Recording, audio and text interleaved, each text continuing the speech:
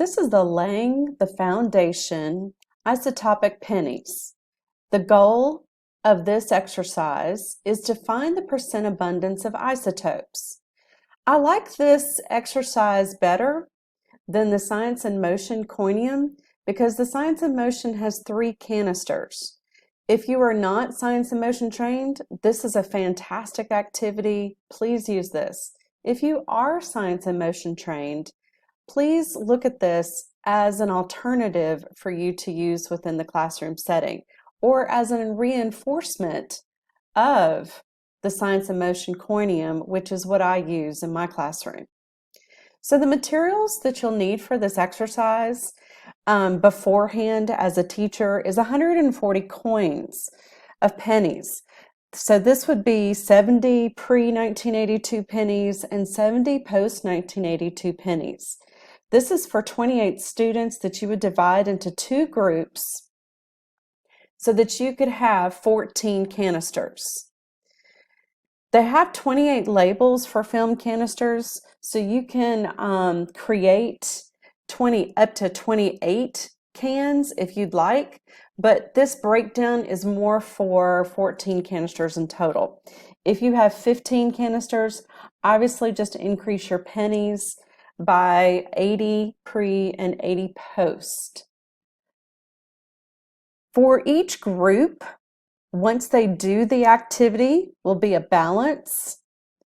Graphing calculator is optional, or calculator.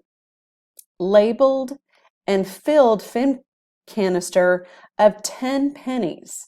Now the ratio of pennies that I use from pre to post is 9 to 1, 8 to 2, 7 to 3, 6 to 4, 5 to 5. Then I go from the majority being post to pre of 4 to 6, 3 to 7, 2 to 8, and 1 to 9.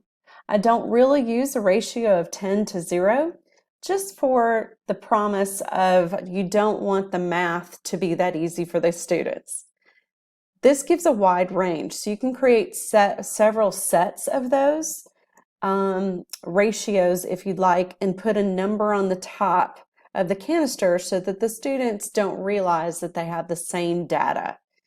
Make it easy on yourself.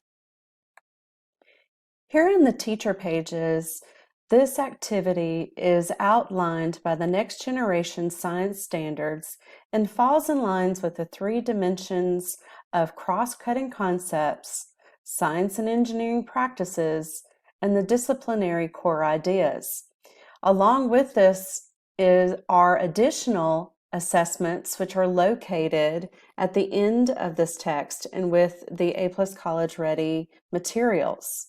A chemistry assessment of the structure of matter, a chemistry post-test, a free response practice question type 1 for your chemistry course, and a true AP style free response question based upon this content.